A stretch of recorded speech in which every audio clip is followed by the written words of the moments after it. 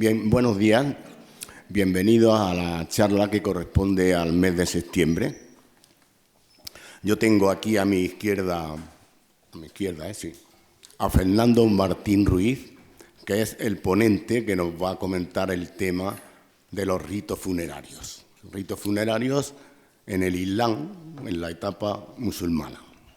Fernando Martín, aparte de su pasión por la poesía, su afición permanente, pues lleva un año con nosotros en la Asociación de Voluntarios Culturales del Museo, lo que significa una preparación exhausta sobre la historia y las piezas que componen el museo para poder ser guía.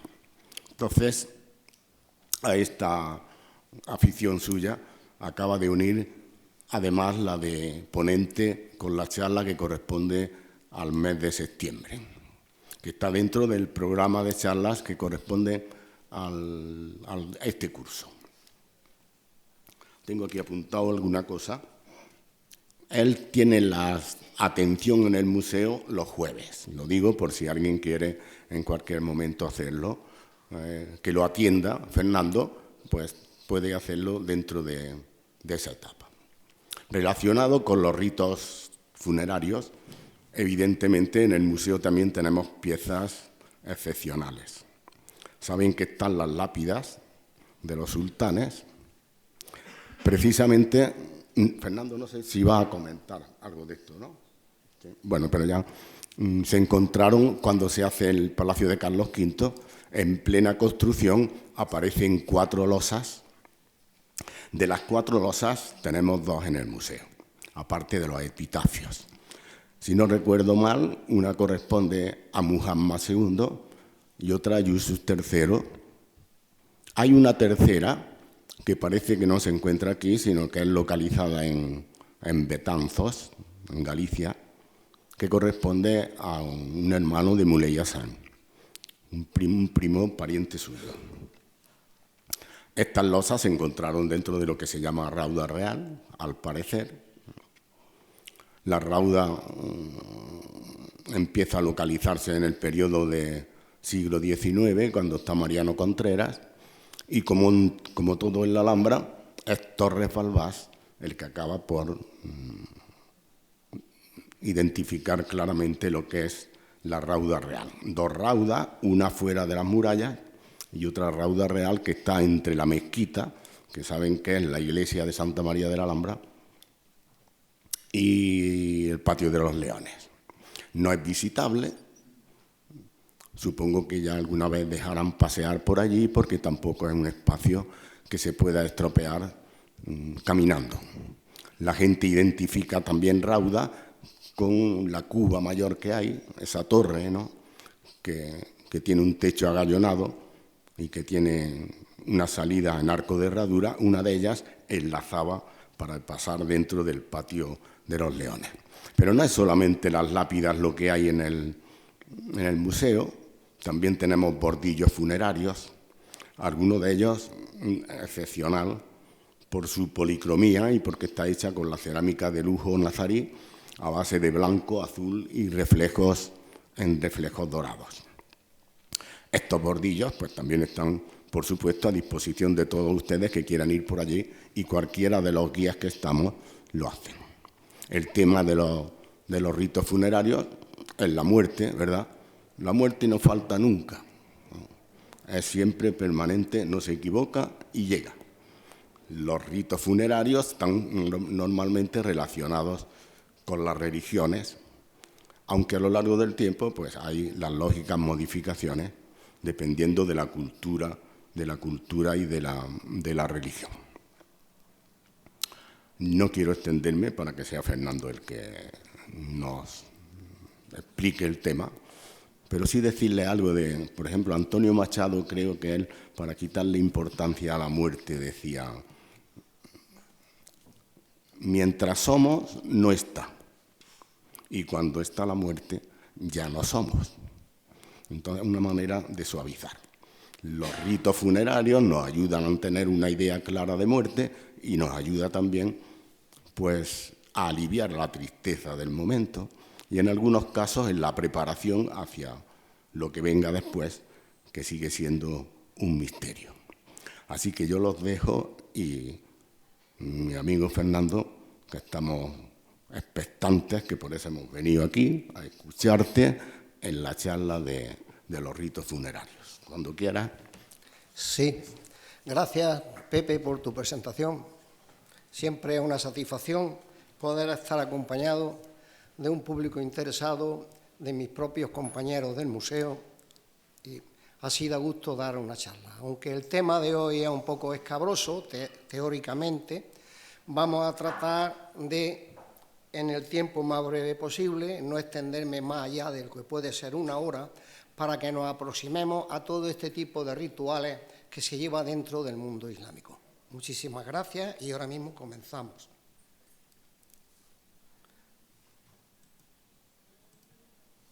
Muy bien. Normativa de vida. El Islam es la única religión que explica los pasos a seguir antes, durante y después de la muerte de cualquier familiar.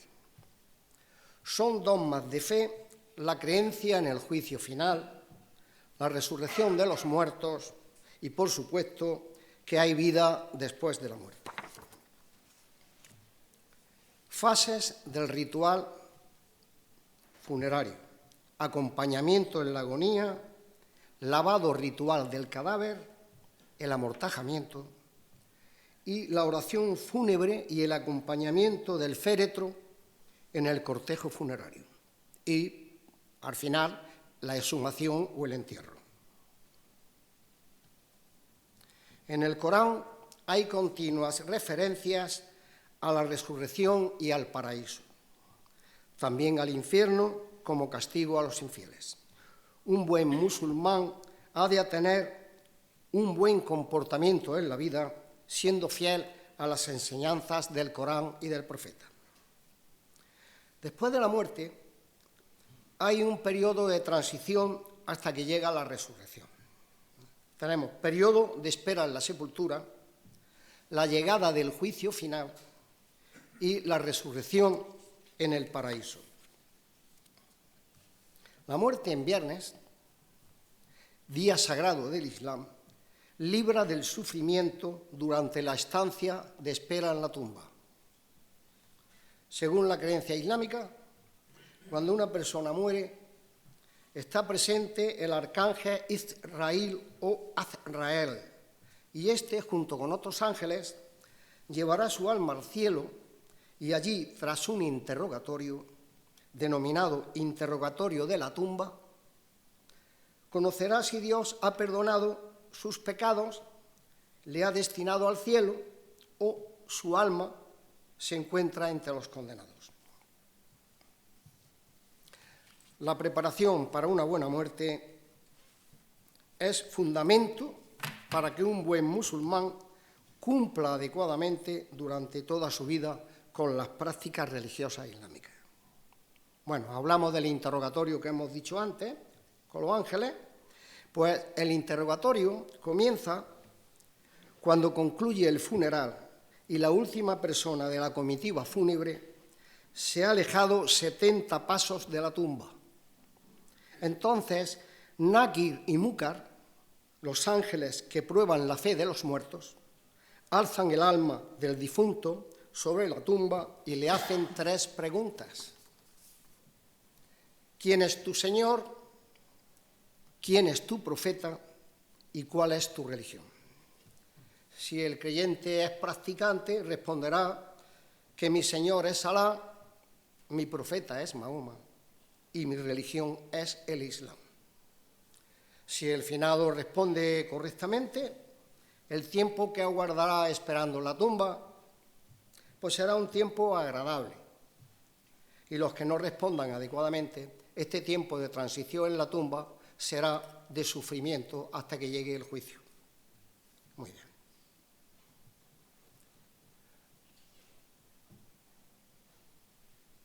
Lavado ritual.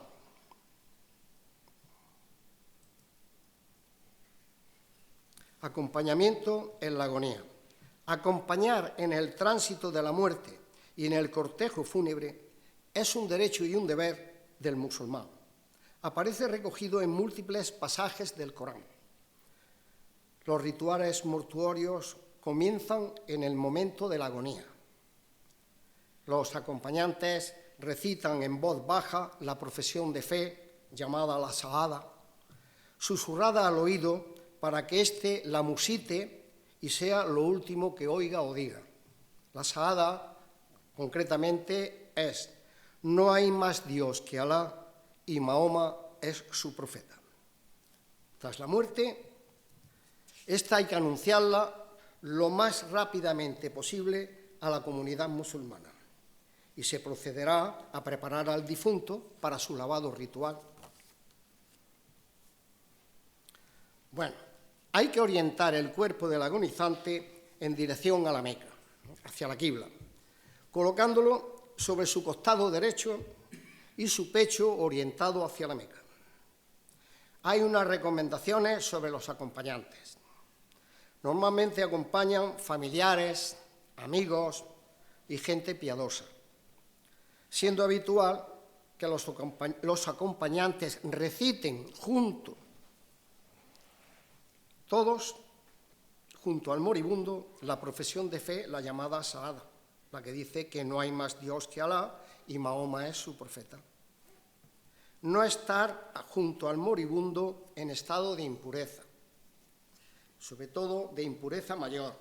La impureza mayor se da, por ejemplo, en las señoras cuando están con la menstruación, tras el acto sexual en general, el puerperio, es decir, el posparto, y también habrá que perfumar el lugar, puesto que los ángeles aman el perfume. Bueno, y los que no somos ángeles también. Vamos a las acciones tras el último suspiro. Al tiempo que se pronuncia la basmala, volvemos a repetirla, en el nombre de Dios, el clemente, el misericordioso, subimos la mandíbula y la atamos con un pañuelo si fuera preciso para cerrar la boca. Cerramos los párpados y eliminamos suavemente la rigidez de sus miembros. Cubrimos por entero con un sudario blanco. No proferir gritos ni lamentaciones.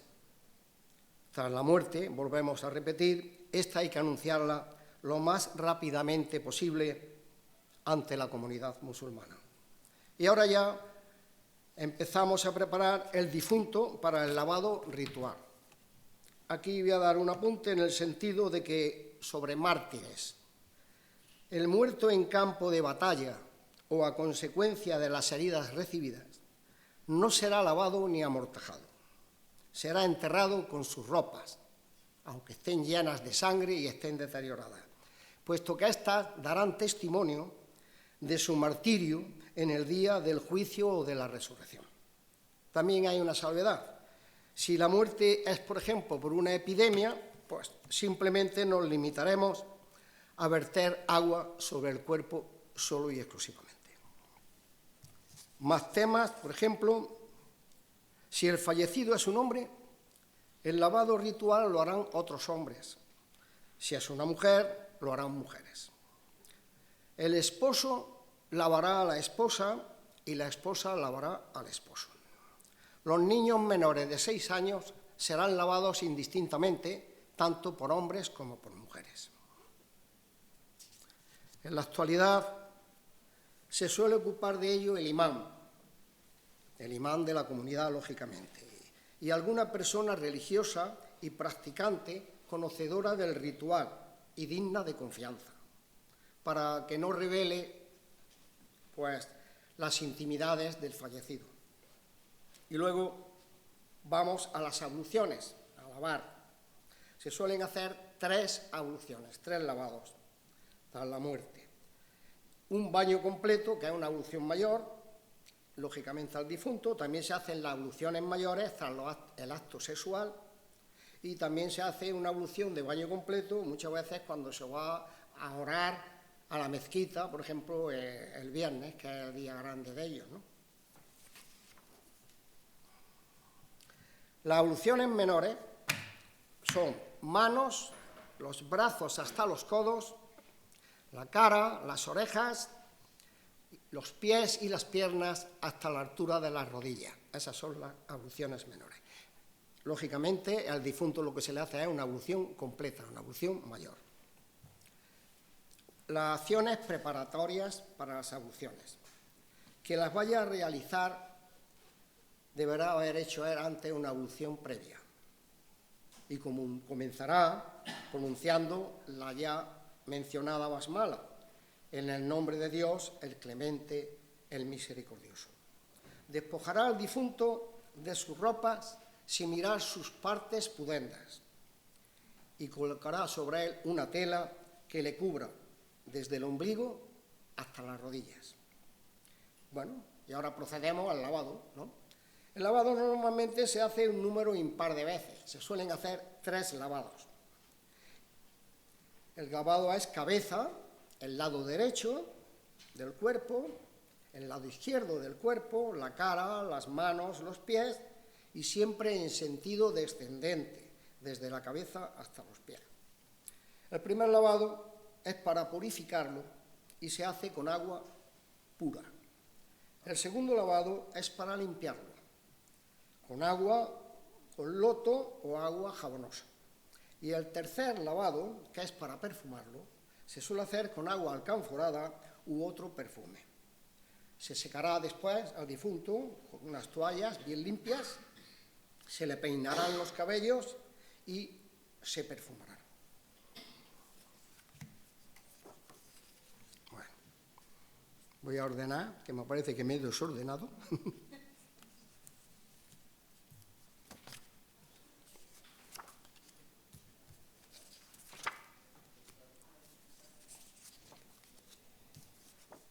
Bien. Estas cosas suelen pasar, son del directo. Bueno, ahora vamos llamamos el amortajamiento del difunto. Lienzos blancos. Tras el lavado ritual y purificador, se procede al amortajamiento. Se envolverá al difunto en un número impar de lienzos, 1, 3, 5, 7, que envuelvan todo el cuerpo del cadáver. Se incorporará, siempre que sea posible, una camisa y un turbante que cubra la cabeza. Al profeta Mahoma, por cierto, no se le puso ni camisa ni turbante. Al profeta Mahoma se le pusieron 3 lienzos blancos. Todas las prendas que se le pongan contarán como una unidad de ese número impar de lienzos. Se aconseja que la morteja sea de algodón o, si no lo hay, lino. Se puede usar un solo lienzo. Si no cubriera todo el cuerpo, se procurará que cubra la cabeza y deje los pies al aire. El sudario se coserá de arriba abajo y se descoserá dejando al aire la cabeza y los pies antes de depositarlo en la fosa. Se enterrará con un solo sudario. Nada de objetos de oro, de plata, joyas o cosas similares. Y se perfumará al difunto con sustancias aromáticas, pues aloe, ámbar, almizcle, alcanfor, tanto en su cuerpo como en los pliegues de la mortaja y en los puntos de postración del cadáver. Muy bien, pues el amortajamiento, como el lavado ritual, es un deber de la comunidad. Quien lo realice exime al resto de la comunidad de tener que hacerlo.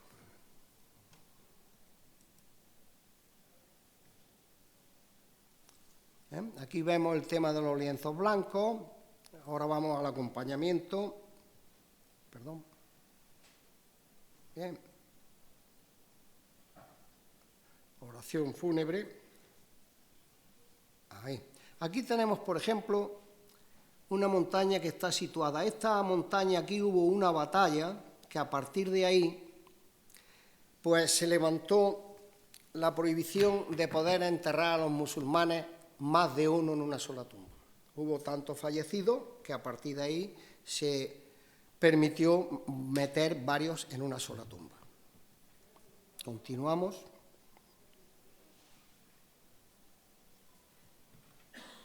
Muy bien, seguimos con el acompañamiento, el féretro, cortejo y acción positiva. Tras el lavado ritual y el amortajamiento, se introduce al cadáver en el féretro. El ataúd ha de ser lo más sencillo posible. Este será desechado cuando llegue la inhumación, se saca y se depositará en la tierra. El cortejo fúnebre, lo habitual es que esté formado fundamentalmente por varones musulmanes. La presencia de mujeres no está expresamente prohibida, pero se aconseja que no estén presentes, a fin de evitar los gritos y lamentaciones condenados expresamente por el Islam. Si asisten, lo harán al final del cortejo, y también podrán acompañar los no musulmanes si quieren. Asistir al funeral de un musulmán conlleva muchos puntos positivos para el que asiste. Según un hadiz que dice: quien acompaña a los funerales de un musulmán y lo hace por y para Dios y reza con los demás por el descanso de su alma y espera hasta que el entierro concluya, volverá de este funeral con la ganancia de 3 quirates. Bueno, vamos a aclarar 2 conceptos. Este hadiz del profeta fue transmitido por Al-Bukhari, que es un erudito musulmán de ascendencia persa, nacido en Bujará, actual Uzbekistán. El quirate es una moneda de plata de la época almorávide y es equivalente a medio dirham de plata.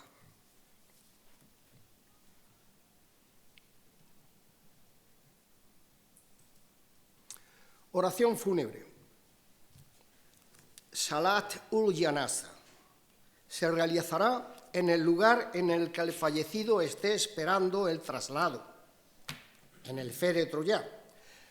Puede ser en el domicilio, en el hospital o en el tanatorio, o bien ya en el propio cementerio. El imán, en todos los casos, es el encargado de dirigirla. Se hace de pie. No se realizan movimientos de inclinación ni postración. Y todos los que van a participar en la oración tienen que tener hecha la ablución. Los pasos a seguir serían: el féretro en el suelo, encendido perpendicular a la Meca, el imán, ahí lo veis, detrás de la cabeza si es varón y si es mujer, en la parte media de su cuerpo. Los demás asistentes detrás del imán en hileras. Y antes de comenzar la oración, el imán explica a los asistentes la forma correcta de realizarla. Después se explica la intención, que no es otra que la de implorar a Dios por el alma del fallecido. Tras lo cual se pronuncia la frase Allahu Akbar, Dios es grande. Y a continuación la Fatiha, primera sura del Corán, obligada en todos los rituales religiosos. Ante cada sura siempre va la Fatiha, que dice: en el nombre de Dios, el clemente, el misericordioso. Luego se rezan 4 suras del Corán. El imán levanta las manos a nivel de sus orejas y los asistentes, con las manos, con las palmas hacia arriba, repetirán todo lo que el imán vaya rezando. Tras los rezos, el imán finalizará la oración fúnebre saludando a los ángeles, inclinando pues la cabeza a derecha y a izquierda. Y la oración consiste en lo siguiente: primero la Fatiha, que significa la que abre, que es y el primer sura del Corán. En el nombre de Dios clemente, misericordioso, alabado sea Dios, creador del universo, clemente, misericordioso, soberano en el día del juicio, solo a ti adoramos y de ti imploramos ayuda. Guíanos por el sendero recto. Amén. Todo eso el imán lo va recitando y los acompañantes lo van diciendo. Y cuando el fallecido es un niño, pues la oración es exactamente igual que si fuera un adulto. Pero al comienzo de la oración se realizará una primera invocación rogando por los padres, en este caso del infante o de la infanta fallecida. Nos va quedando poco para esta primera parte. Voy tratando de agilizar para no pasarnos de una hora. Pero, en fin, si a alguien se le resulta pesado, pues si se tiene que ir no pasa ningún problema, se levanta tranquilamente sin molestar a los demás. Y muchísimas gracias también por su asistencia. Vamos, en este caso, al entierro. La inhumación. Según las creencias islámicas, el difunto debe de ser inhumado lo antes posible tras el deceso. La cremación está prohibida. En ninguna azora o ázora ni en ninguna otra parte del Corán se hace mención expresa sobre cómo debe de enterrarse los musulmanes, ni sobre los aspectos de la sepultura o del rito a seguir, salvo cuando se indica concretamente en el Corán, en la azora segunda, en la ley 145, llamada la vaca, dice: de donde quiera que salgas, vuelve tu rostro en la dirección de la mezquita sagrada. Donde quiera que estéis, volved vuestros rostros en su dirección. Eso dice esa azora. El enterramiento se suele hacer en presencia de la familia y del entorno masculino del fallecido o de la fallecida. Es habitual que las mujeres o amigos no musulmanes que han asistido a la oración, todos ellos, salgan del recinto mientras tiene lugar la inhumación. Bueno, la fosa ha de estar orientada hacia la Meca, debe de tener una profundidad lo suficiente, sobre 1,5 metros, 1,45 m, y para la inhumación procedemos de la siguiente forma. Se saca al difunto del féretro, abriendo la mortaja, que era un lienzo blanco, por la cabeza y por los pies, y se le deposita sobre la tierra en la fosa, levemente inclinado sobre la pared más cercana en dirección a la Meca, de modo que la cabeza quede ladeada a la derecha, en esa misma dirección. Si la cabeza no se queda bien, pues habrá que recostarla sobre algún soporte, poniendo tierra debajo, cojines, etc. El cuerpo ha de inmovilizarse para que el cadáver permanezca en la posición en la que fue depositado, utilizando para ello, para que no vuelque, fragmentos de teja, acuñándolo sobre las partes y las paredes de la fosa, con piedras planas, por ejemplo. Y, mientras se deposita el cuerpo en la fosa, se recitará nuevamente: en el nombre de Dios clemente, misericordioso. Una vez correctamente colocado, se recitará un versículo del Corán que dice: os creamos de la tierra, a ella os devolvemos y de ella os sacaremos otra vez. Dicho esto, se cerrará la sepultura con piedras o ladrillo, se verterá tierra hasta un palmo más o menos sobre la superficie o el nivel del suelo. Va quedándonos poco para esta primera parte. Finalizadas las labores de sepultura, el imán realizará una última invocación por el alma del fallecido, para que éste sea capaz de superar el interrogatorio del que hablamos antes, de los ángeles Munkar y Nakir. Solo los sabios, los creyentes especiales y los guerreros caídos en la lucha en el camino de Dios pasan inmediatamente al paraíso. Despojamos al fallecido de cualquier seña exterior de prestigio o de poder. Las sepulturas serán señalizadas con ladrillos, con piedras o elementos como bordillos funerarios, con epigrafía funeraria o no, con estelas, con cipos, ahora lo miraremos y lo veremos, o fustes, con o sin decoración, indicando el lugar donde yace un cuerpo e incluso la identidad del fallecido.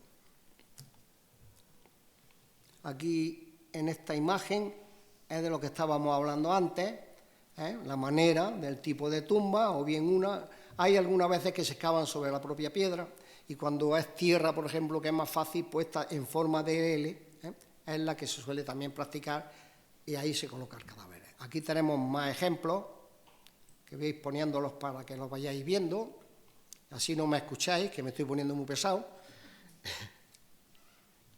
Dejo para que leáis un poquito. ¿Se ve bien?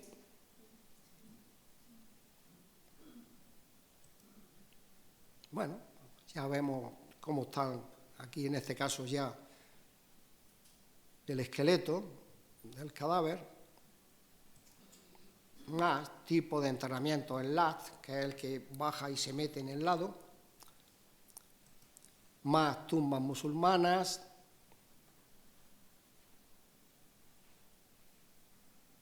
De diferentes lugares, ¿no? De lo que es, en este caso, lo que llamamos andalusí o hispano-musulmán. Vemos otras. Aquí vemos, por ejemplo, bueno, aquí dice que hay un hilo de oro que yo no he conseguido verlo, pero en fin, para que nos hagamos una idea. Luego, el señalamiento de las tumbas. ¿Veis? Aquí se hace con ladrillos, que es lo que hemos dicho antes. Aquí lo hacemos con piedras, para indicar que hay una tumba. Luego hay otro tipo de señalamiento que se suele usar mayormente en el norte de África, aquí en la península prácticamente no se emplea, que es lo que se suele llamar macabrillas. Aquí tenemos unas macabrillas.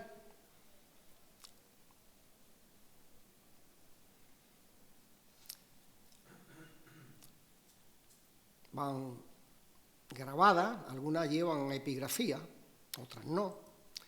Estas estelas y bordillos, por ejemplo, algunas de ellas las tenemos en nuestro Museo de la Alhambra. Es visitable y las podéis pasar a verlas cuando queráis.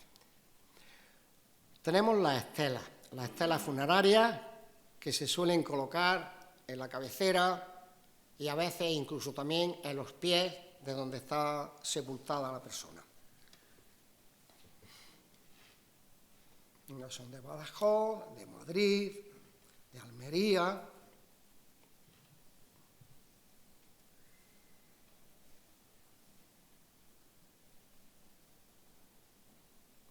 Seguimos. Más estelas distintas, una de Ronda.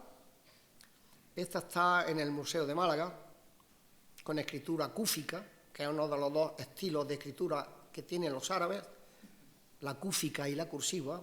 La cúfica difícil de interpretar, es muy artística, muy vertical, pero daba lugar a que hubiera interpretaciones erróneas a la hora de leer. De hecho, los Coranes, los primeros, según dicen los que entienden, los escribió el profeta en cúfico, estaban en cúfico. Pero claro, para que no hubiera malas interpretaciones, al final se hizo en cursiva, puesto que hay países que no hablan el árabe, pero sí rezan siempre en árabe. Bueno, cipos, ¿no?, funerarios, este de Toledo, otro más de Toledo. Vemos lápidas distintas. Ya hemos dicho que se ponían a los pies y en la cabecera de las tumbas. Aquí vemos la curiosidad de mausoleos. Este concretamente está en Marruecos y pertenece a la dinastía alauita. Y decir, es importante, que después de las mezquitas, palacios y madrazas, los mausoleos son los monumentos islámicos más importantes. Seguimos buscando, vemos un cementerio en Tauste, posiblemente el cementerio islámico más antiguo del Al-Ándalus. Ahí ves, diferentes tumbas. Pasamos a otros cementerios islámicos, de Málaga, de Alhama de Murcia, de Córdoba.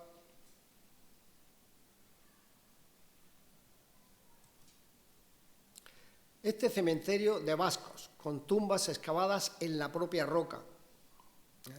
Vascos es una antigua medina omeya de Al-Ándalus. Está en Toledo, cerca de Naval Moralejo. La plaza de Santa Eulalia, de Murcia. Aquí hay un pequeñito, apartado, ahí había enterrado un niño, aprovechando la tumba de un mayor, ahí concretamente se enterró, se inhumó un niño. Bueno, vamos a lo que es pésame, duelo y luto. Y ya vamos finalizando esto. Tras el funeral y el entierro hay un periodo de duelo de 3 días. La familia recibe el pésame de las condolencias de la comunidad, con fórmulas de cortesía muy distintas. Pero por curiosidad vamos a ver la fórmula de cortesía que empleó el profeta Mahoma, cuando falleció un nieto.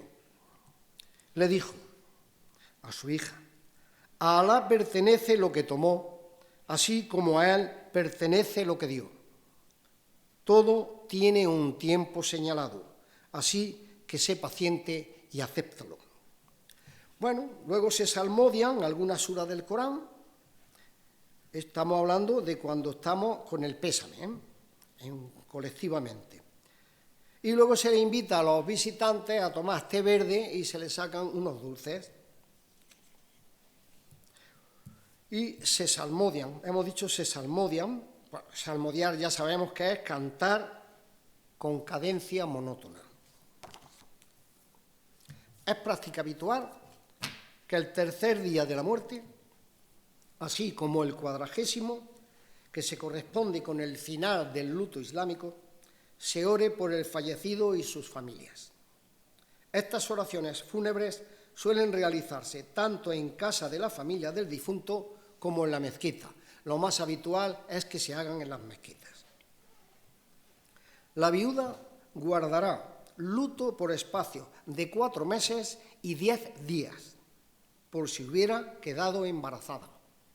Entonces, no podrá casarse hasta que dé a luz a ese bebé. Y el viudo podrá casarse después de los 3 primeros días de luto.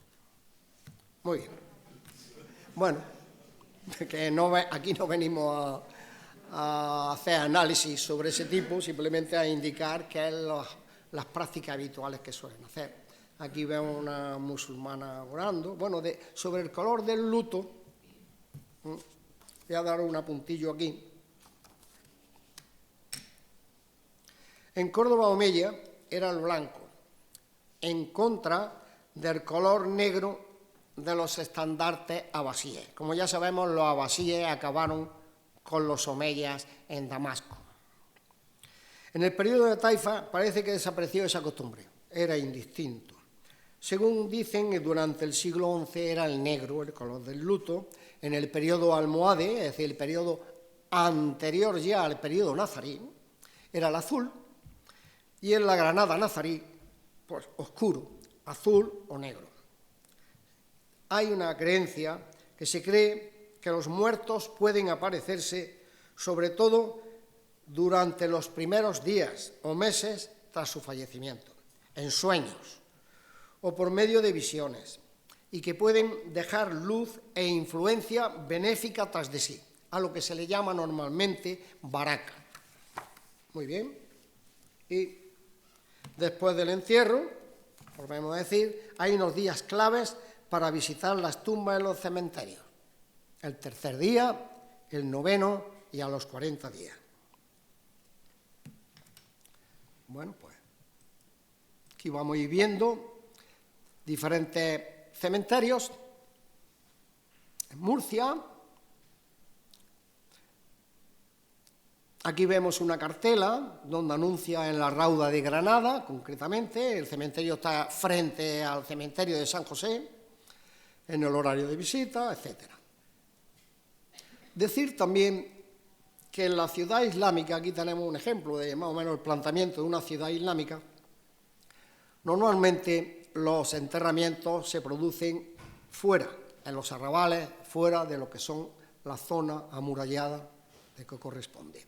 Vamos a ver otro mapita aquí, muy curioso, que es la reconstrucción hipotética según Antonio Orihuela y Castilla Brazales. La ilustra A. Sobrino. Aquí vemos la Puerta Elvira, concretamente aquí, toda la ciudad amurallada, y en estas zonas, concretamente, es donde estaba el mayor cementerio que ha existido, que era el cementerio de Puerta Elvira. Después hablaremos un poquito de los cementerios y terminaremos sobre eso. Aquí tenemos otro pequeño esquema de mapa de Antonio Orihuela, en un libro que tiene Antonio Orihuela, Granada entre Ciríes y Nazaríes, Granada a finales del siglo XV. Aquí vemos diferentes parcelas, en cada una de esas parcelas corresponde a un cementerio que después hablaremos de ellos, con un numerito en un círculo, C1, C2, C3, lo iremos viendo. Vamos a ver una imagen aquí. El cementerio de la Rauda del Albaicín está situado entre la calle San Luis y la ermita de San Miguel Alto, ocupando la ladera del Cerro de la Aceituna. Aquí veis toda esta zona. Da lugar a la Cruz de la Rauda. Desde ella se divisa parte del barrio de Almacén. La Cruz de la Rauda tiene ese nombre precisamente porque era la rauda del cementerio que había en el Albaicín. Bueno, aquí un mapa, no nos vamos a detener mucho en él, para que veamos que en lo que es la península ibérica, en España, bueno, y fuera de la península, las Canarias también, las Islas Canarias, tenemos lugares donde hay cementerios propiamente musulmanes, como por ejemplo aquí en Granada lo tenemos, y otros lugares donde, siendo cementerios públicos, han adecuado un espacio y lo han habilitado para que los musulmanes puedan enterrar a sus difuntos según sus ritos. Vamos al cementerio islámico de Griñón, son ejemplos para que vayamos viendo diferentes cementerios. Cementerio de Bilbao, de Melilla. Aquí tenemos uno musulmán de Zaragoza. Aquí tenemos el cementerio, precisamente en la Rauda musulmana en Granada, en esta parte. Este de Murcia. Seguimos en Granada, en su cementerio musulmán. Más. Aquí vemos a Marruecos, a Mequínez. Ahí vemos, fíjate, los bordillos funerarios, vemos las estelas. Aquí tenemos uno muy curioso, que también es de Marruecos, en arcila, que está junto al mar, ¿no? Está junto al mar, mirad los colores tan bonitos, los azules, índicos. Más cementerios islámicos, en este caso norteafricanos. Y vamos a un gran cementerio para terminar esta primera parte. Wadi al-Salam, de Bagdad. Dicen que aquí alberga la tumba de Alí, cuarto califa y yerno del profeta Mahoma. Se calcula que hay 5 millones de personas enterradas en él y ocupa una extensión de 6 kilómetros cuadrados y sigue creciendo. Bien, pues un descansito pequeño, bebo un poco de agua y si tenéis paciencia, un poquito más, os voy a ilustrar con algunos detalles sobre el resto de cementerios, esos 11 cementerios que hemos visto antes en ese plano, y algunos detalles sobre la Rauda. Bien, he vuelto a confundir. Aquí. Bueno, recordaros nuevamente los ritos funerarios del Islam, en la agonía, lavado ritual del cadáver, el amortajamiento del difunto, la oración fúnebre antes del acompañamiento a la sepultura, el enterramiento o inhumación y el duelo. Bien, seguimos.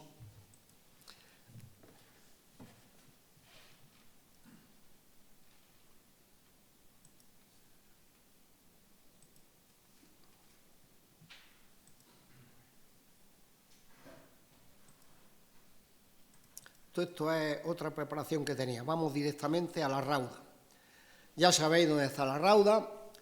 cuando salimos de visitar los palacios nazaríes, a la izquierda en el Partal, no entramos en el Partal, subimos una calle que hay a la derecha justo, ahí vemos precisamente esta edificación tan preciosa y el Partal estaría mucho más hacia allí. Estos son los restos de aquellas tumbas que se encontraron dentro del Partal. Esto está justamente enfrente de donde está la caseta de control, cuando entramos por ahí, que está junto al Palacio de Carlos V. Vale. Aquí vemos lápidas y estelas funerarias. Estas están en el Museo de la Alhambra. Son las tres a las que hacía mención antes mi compañero Pepe. Una corresponde a Mohammed II, la otra corresponde a Yusuf III y la tercera al príncipe Yusuf, que era el hermano de Muley Hacen. Hablamos de la rauda.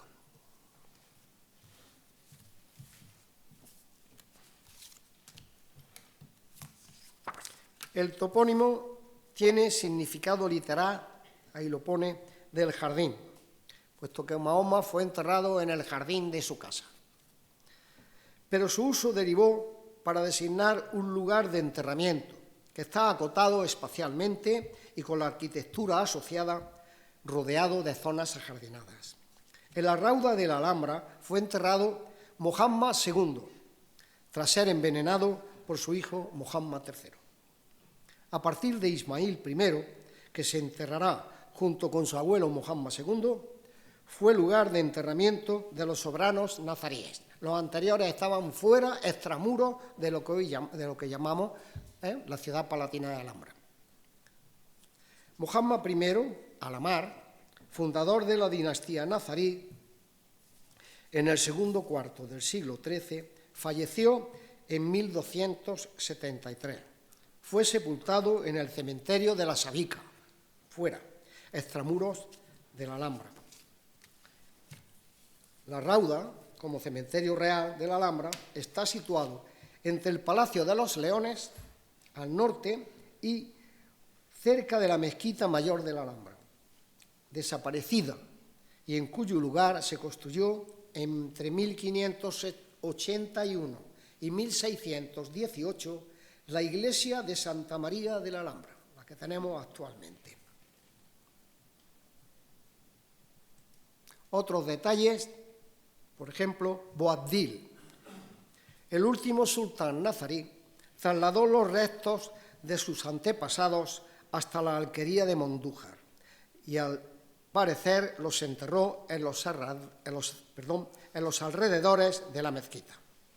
Mariano Contreras, arquitecto, director de la Alhambra, localizó los restos del antiguo cementerio en 1887 y este fue excavado y recuperado por Torres Balbás en 1926. Volvemos a decir que en el Museo de la Alhambra se conservan esas tres lápidas funerarias, una de Mohammed I, otra de Yusuf III y la del príncipe Yusuf, hermano del sultán Muley Hacen. Bueno, vamos a ir terminando poquito a poco. Ahí volvemos a ver ese mapita con la Puerta Elvira y aquí vemos todo lo que correspondería, a lo que son el cementerio mayor que había, la Makbara. Vamos a pasar al siguiente mapita, que también lo hemos visto antes, y en ahí vienen unos circulitos con un número, y cada número, el 1, 2, 3, corresponden a unos cementerios de los cuales vamos a hablar ahora. Prometo no ser demasiado ya pesado, pero me gustaría daros esta información que la he preparado con mucho gusto para que la podáis tener vosotros. Bien, vamos a ver, ahora mismo tenemos los cementerios. Antonio Orihuela Uzal menciona la existencia de 11 cementerios en la Granada andalusí, de los que al menos 7 estaban en activo en la Granada nazarí de finales del siglo XV. Muy bien, C1, cementerio 1, que es el cementerio de la calle Panaderos, cerca de la iglesia del Salvador, en el Albaicín. desde el siglo VII hasta el siglo XIII. Tenemos el cementerio 2, que es el cementerio de la Alcazaba Antigua. Bien, en el Camino Nuevo de San Nicolás, esquina con calle María de la Miel en el Albaicín, en uso durante los siglos IX y X. Luego tenemos el cementerio 3, Rauda Cirí de la Alcazaba Antigua. Entonces está en el Albaicín, junto al Alcázar, para enterramiento de la dinastía Cirí. Ahí fue enterrado el emir Badis en 1073, aunque todavía no se han detectado arqueológicamente los restos de ese enterramiento. Deciros que Badis ben Abús fue el tercer rey de la taifa de Granada. Pasamos a los siguientes cementerios. Cementerio del Mauro, en la colina del Mauro. Sobre ella está ubicada la fortaleza de Torres Bermejas, que ahora está ya mismo, yo creo que ya es visitable. Subiendo por la Puerta de las Granadas a la derecha, seguramente para servicio del barrio judío que poblaba esta zona a la orilla izquierda del río Darro. Vamos al cementerio 6, que es el cementerio de la Sabica, en el barranco que separa la colina de la Alhambra, que es la colina, la Sabica, con la del Mauro, en los siglos XII y XIII para enterramiento de la población musulmana. Y a partir de mediados del siglo XIII, para la población de la ciudadela de la Alhambra. En él fueron inhumados los primeros sultanes de la dinastía nazarí. El cementerio 7, que es el cementerio de la Puerta de los Alfareros, Bab al-Fajarín, Arrabat de los Alfareros. Se inició en el siglo XI, ocupando una amplia zona en un lugar donde en el siglo XVI se hizo el Campo del Príncipe, en el Realejo, llegando a alcanzar la ladera donde se ubica actualmente el Hotel Alhambra Spala. Vamos al cementerio 8, nos van quedando pocos. Cementerio de la Rauda del Albaicín. Eso lo hemos visto antes por lo de la Cruz de la Rauda. Macbarat al-Rauda, situado entre la actual calle de San Luis y la ermita de San Miguel Alto, ladera derecha del Cerro del Aceituno, de donde tomó el nombre la cercana Cruz de la Rauda. Vamos al cementerio 9, que es la Rauda de la Alhambra, ya es el cementerio real, que Ismael I, tras imponer el cambio de la línea dinástica en 1314, creó un cementerio real intramuros, es decir, dentro de la fortaleza, junto al Partal, exactamente en donde estaría sepultado su abuelo, el sultán Mohammad II, utilizándose desde entonces como panteón de la familia gobernante. Y el cementerio 10 corresponde al cementerio en el arrabal de la Loma y Barranco del Abogado. Aparecieron restos a finales del siglo XVI, en la puerta del convento de los mártires. 3 siglos más tarde, en el Barranco del Abogado, también aparecieron restos, y según Gómez Moreno, tenían 4 cítaras de ladrillo. Las cítaras son como tabiquitos con ladrillo hechos, delimitando el contorno. Vamos a ver exactamente, 4 cítaras de ladrillo, se tapaban con cobijas de pizarra o ladrillo también y se cubrían con una capa de tierra. Y el último cementerio, que es el cementerio de los extranjeros, fue el más periférico, más exterior de todos los lugares de Granada, Andalusí. Estaba situado en una pequeña rábita. Una rábita es como una capilla o una ermita fuera de lo que es los recintos amurallados. Esta rábita, en una pequeña rábita existente al otro lado del río Genil, donde tras la conquista se construiría la desaparecida ermita de San Antón el Viejo, cerca de Puente Verde, por las alamedas del Genil, cerca también de lo que llamamos la avenida Cervantes. Bien, vamos finalizando, vamos a hablar otra vez un poquito de la Rauda y decir nuevamente, existieron 2 cementerios en la colina de la Alhambra, en la Sabica.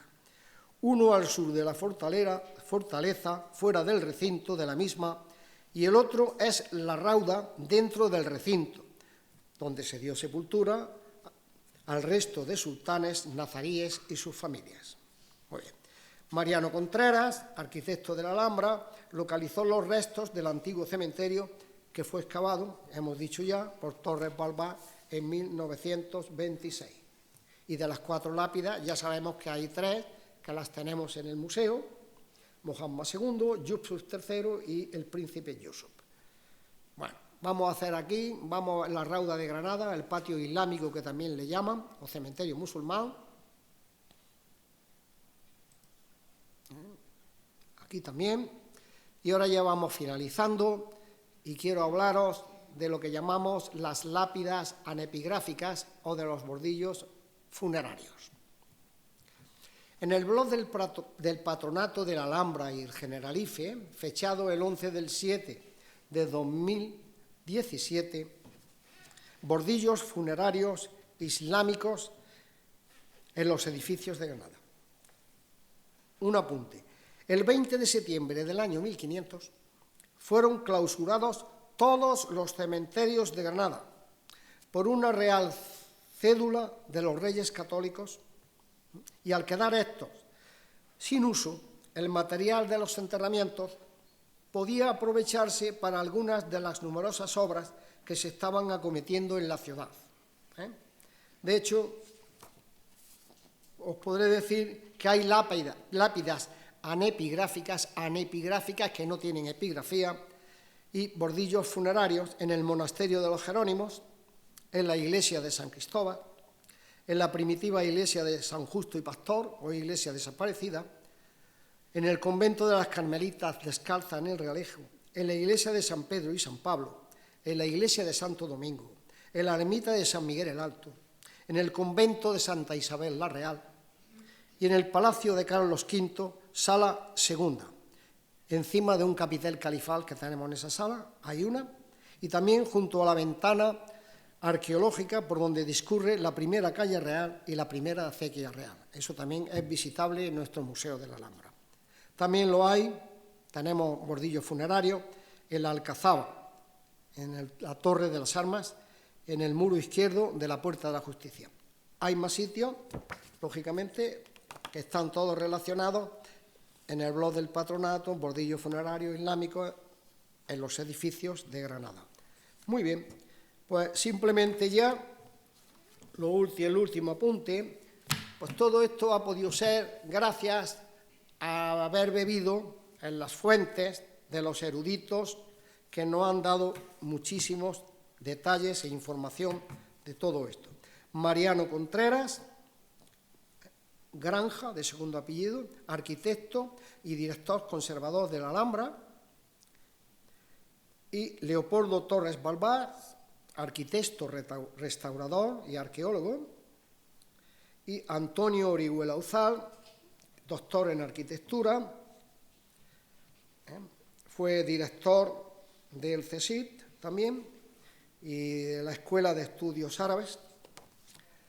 Antonio Fernández Puertas, este señor fue el anterior director conservador del Museo Nacional de la Alhambra, al cual pertenecemos este voluntariado. Actualmente ese cargo lo ejerce la que es su esposa y viuda, pues no me acuerdo del nombre. Y fíjate, algo tenía que fallar, no lo tengo apuntado. Purificación Marineto. Bueno, pues os doy las gracias por vuestra paciencia, espero que haya llegado la voz, quizás al final me he retirado algo, pero bueno, en las próximas ocasiones estoy trabajando ya sobre temas referentes a lo que es el Generalife, la huerta del Generalife, y hablar en general también quiero de los jardines, de todos los jardines, tanto del Generalife como los jardines del resto del monumento. Así que muchísimas gracias. Si alguien tiene alguna pregunta que yo la pueda contestar, pues aquí me tenéis. Muchas gracias. Gracias.